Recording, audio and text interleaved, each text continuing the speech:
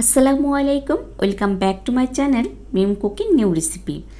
আজকের পর্বে আমি আপনাদের তৈরি করে দেখাবো বাংলাদেশি বেকারি স্টাইলে চিকেন পিৎজা। আমাদের দেশে ছোট ছোট ফাস্টফুড এবং বেকারির দোকানগুলোতে চিজ, অলিভ, অরিগানো ছাড়াই এক ধরনের পিৎজা তৈরি করে থাকে। সেই রেসিপিটাই আজকে আপনাদের সাথে শেয়ার করব। আর এই পিৎজাটা কিন্তু আমি চুলাতেই তৈরি করে দেখাবো। যাদের কাছে ওভেন নেই তারাও যেন খুব সহজেই তৈরি করতে পারেন। রেসিপিটি ভালো লাগলে প্লিজ ভিডিওতে একটি লাইক দিয়ে চ্যানেল সাবস্ক্রাইব করে বেল আইকনটা অন করে দিবেন। এই পিৎজাটি তৈরি করার জন্য প্রথমে আমরা পিৎজার ডো তৈরি করে নিব। সেই জন্য একটি মিক্সিং বলে 2 কাপ ময়দা নিচ্ছি। আপনারা এখানে আটাও ব্যবহার করতে পারবেন। দিয়ে দিচ্ছি 2 টেবিল চামচ চিনি, হাফ চা চামচ লবণ, আর দিয়ে দিচ্ছি 2 চা চামচ ইস্ট। 2 কাপ ময়দার জন্য 2 চা চামচ ইস্ট দিতে হবে। এর থেকে বেশি ইস্ট ব্যবহার করলে পিৎজাটা খেতে ভালো লাগবে না, ইস্টের একটা গন্ধ আসবে। এখন সব শুকনো উপকরণগুলো ভালোভাবে মিশিয়ে নিচ্ছি। ভালোভাবে মেশানো হলে এর মধ্যে 1 কাপ কুসুম গরম পানি অল্প অল্প করে দিয়ে একটা ডো তৈরি করে নিচ্ছি। আমি আবারও বলছি, পানিটা কিন্তু অবশ্যই কুসুম গরম পানি দিতে হবে। অতিরিক্ত গরম অথবা নরমাল পানি হলে কিন্তু হবে না। আর এই ডোটা বেশি শক্ত অথবা বেশি নরম করেও তৈরি করা যাবে না।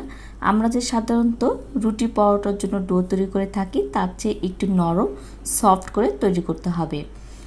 সবটুকু পানি দিয়ে একটা সফট ডোয়ের মতো তৈরি করে নিয়েছি। এখন এটাকে হাত দিয়ে খুব ভালোভাবে ময়ান দিতে হবে। এটাকে যত ভালোভাবে ময়ান দেওয়া হবে পিৎজার ব্রেডটা ততটা সফট ও ফ্লাফি তুলতুলে হবে। সেজন্য এটাকে 10 মিনিটের মতো ভালোভাবে ময়ান দিতে হবে। এই ডোটার মধ্যে ইস্ট ব্যবহার করার কারণে প্রথম পর্যায়ে এই ডোটা মাখাতে অনেকটা স্টিকে আঠালো মনে হবে, কিন্তু বেশ কিছুক্ষণ মাখানোর পরে এটা অনেকটা সফট আর নরম হয়ে আসবে এবং হাত এবং বাটি থেকে ক্লিন হয়ে আসবে। তখন বুঝতে হবে এটা ময়ান দেওয়া হয়ে গেছে। এরপরে এর মধ্যে 2 চা চামচ সয়াবিন তেল দিয়ে দিচ্ছি আর 1 মিনিটের মতো আরও খুব ভালোভাবে ময়ান দিয়ে নিচ্ছি। এতে করে পিৎজার ব্রেডটা অনেক সফট হবে। মিনিটের মতো এটা ময়ান দিয়ে নিয়েছি। এখন এটাকে ঢেকে ফুলে ওঠা পর্যন্ত অপেক্ষা করছি। এটা ফুলে উঠতে প্রায় 2 ঘন্টার মতো সময় লাগবে। আর এর ফাঁকে আমরা পিৎজার ভিতরে টপিংটা তৈরি করে নিচ্ছি। যেহেতু আমাদের এটা চিকেন পিৎজা, সেই জন্য এখানে একটি বাটিতে 1 কাপ চিকেন নিয়ে নিচ্ছি। দিচ্ছি 1 চা চামচ আদা বাটা আর 1 চা চামচ রসুন বাটা, আর দিচ্ছি কিছু শুকনো মশলা, 2 চা চামচ মরিচের গুঁড়া, হাফ চা চামচ জিরা গুঁড়া, হাফ চা চামচ ধনে গুঁড়া, হাফ চা চামচ গরম মশলা আর স্বাদ মতো লবণ। এখানে আমি 1 চা চামচের মতো লবণ ব্যবহার করেছি। আর দিচ্ছি 1 চা চামচ সয়া সস। এখন সব কিছু ভালোভাবে মিশিয়ে নিচ্ছি। এটাকে খুব ভালোভাবে মেশানো হলে এটাকে 15 থেকে 20 মিনিট ম্যারিনেট করে রেখে দিতে হবে। হাতের সবাই না থাকলে অন্তত 10 মিনিটের মতো রেখে তারপর এই চিকেনটাকে রান্না করব। এই চিকেনটা রান্না করার জন্য একটি ফ্রাই প্যানে 3 টেবিল চামচ পরিমাণ সয়াবিন তেল নিয়ে নিয়েছি। এখন এর মধ্যে 1 কাপ পেঁয়াজ কুচি দিচ্ছি। এই পেঁয়াজটা আমি মাঝারি সাইজ করে কুচি করে নিয়েছি। এখন এটাকে অনবরত নেড়ে চেড়ে একটু ভেজে নিব। তবে এটাকে ব্রাউন করে ভাজা যাবে না, জাস্ট পেঁয়াজটা একটু নরম হয়ে সফট হয়ে আসলে 2 চা চামচ ময়দা দিয়ে দিচ্ছি। আপনারা চাইলে এখানে 2 চা চামচ কর্নফ্লাওয়ার দিতে পারেন। এখন পেঁয়াজের সাথে ময়দাটা খুব ভালোভাবে একটু ভেজে নিচ্ছি।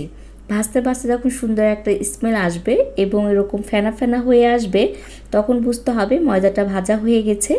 তখন এর মধ্যে আগে থেকে যে চিকেনটা রেডি করে রেখেছিলাম সেই চিকেনটা দিয়ে মিনিট খানেকের মতো ভেজে নিব। তবে এর থেকে বেশি ভাজা যাবে না, তাহলে চিকেনটা শক্ত হয়ে যাবে, তখন আর এটা খেতে বেশি ভালো লাগবে না, মানে জুসি হবে না। এটা ভাজতে ভাজতে যখন এরকম হয়ে গেছে তখন এর মধ্যে হাফ কাপ দুধ দিয়ে দিচ্ছি আর ভালোভাবে নেড়ে চেড়ে নিচ্ছি যেন ময়দার মিশ্রণটা দলা পেকে না থাকে। কিছুক্ষণ নাড়াচাড়া করার পরে দেখবেন এরকম ঘন আর থকথকে হয়ে এসেছে, তখন বুঝতে হবে এই চিকেন ফিলিংটা তৈরি হয়ে গেছে। এখন একটা বাটিতে ঢেলে নিচ্ছি আর ঠান্ডা হওয়ার জন্য এক পাশে সরিয়ে রাখছি। আর এর মাঝে দেখুন আমার ডোটা ফুলে ডাবল হয়ে গেছে। এখন এর মধ্যে যে বাতাসটা আছে সেটা হাত দিয়ে চেপে চেপে বের করে দিচ্ছি আর খুব ভালোভাবে একটু ময়ান দিয়ে নিচ্ছি। 1 মিনিটের মতো ময়ান দিয়ে নিলেই হবে, দেখবেন খুব সুন্দর সফট হয়ে গেছে। তারপরে এই ডোটাকে 2 ভাগে কেটে ভাগ করে নিচ্ছি।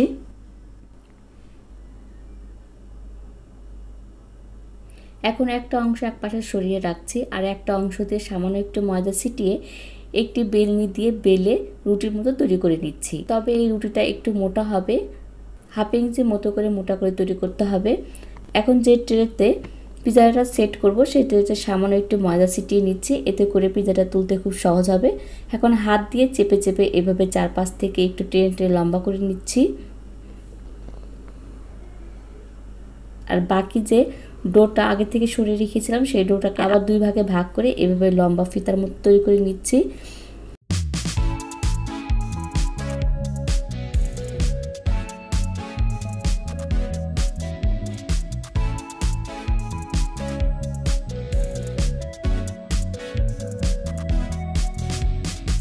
লম্বা ফিতার মতো তৈরি করা হলে এবার ভিডিওতে দেখানো অনুসারে এভাবে দুপাশ থেকে ধরে বেনির মতো পেঁচিয়ে নিচ্ছি।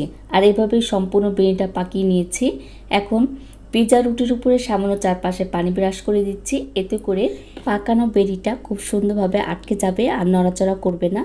এখন রুটিটা চারপাশে এরকম চেপে চেপে বেনিটা আটকে দিচ্ছি। এবার একটা কাঁটা চামচ দিয়ে এভাবে ছিদ্র ছিদ্র করে দিচ্ছি, এতে করে পিজাটা যখন বেক করব তখন এই পিজার পাউরুটিটা অতিরিক্ত ফুলে উঠবে না। এখন এর মধ্যে 2-4 চামচ পিজার সস দিয়ে দিচ্ছি। এই পিজা সসটা কিন্তু আমি বাসাতেই তৈরি করেছি। আপনারা যদি চান কমেন্ট বক্সে কমেন্ট করে জানাবেন, তাহলে আমি অবশ্যই এই পিজা সসটা তৈরি করে দেখাবো। এখন এর মধ্যে আগে থেকে যে টপিংটা তৈরি করে রেখেছিলাম চিকেনে, সেটা দিয়ে চারপাশে ভালোভাবে ছড়িয়ে দিচ্ছি। আর আমি যে পরিমাণে চিকেন টপিং তৈরি করেছি এ দিয়ে 2টা পিজা তৈরি করতে পারবেন। এখন পিজার চারপাশে চিকেন টপিংটা ভালোভাবে দেওয়া হলে এর উপরে একটি ডিমের কুসুম ভালোভাবে ব্রাশ করে দিচ্ছি, এতে করে পিজার উপরে সুন্দর একটা কালার আসবে।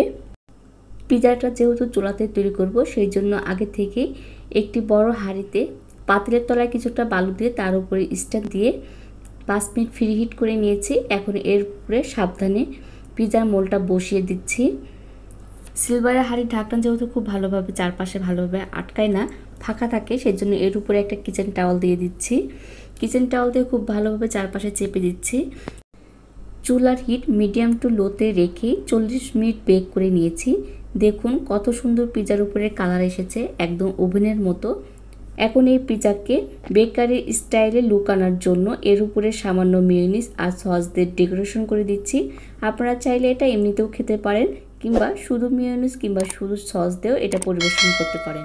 বেকারি স্টাইলে পিজাগুলোর মধ্যে যেহেতু কোনো রকমের চিজ ব্যবহার করা হয় না, তারপরেও কিন্তু এই পিজাটা খেতে অসাধারণ হয়। আপনারা বাসায় একবার ট্রাই করে দেখবেন, এটা বেশ মজা।